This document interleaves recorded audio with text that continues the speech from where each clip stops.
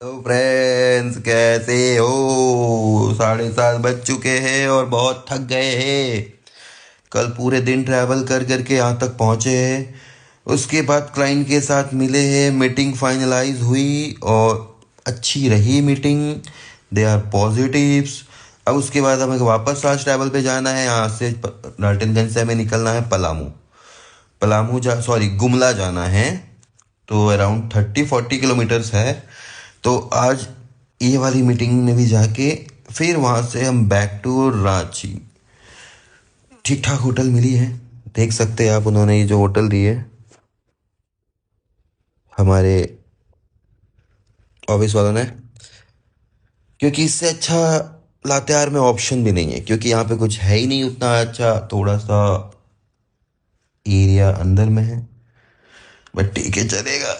तो फिर good morning good night. नहीं, गुड नाइट नहीं, सिर्फ गुड मॉर्निंग। गुड नाइट के लिए मैं आऊँगा वापस। Bye bye, take care.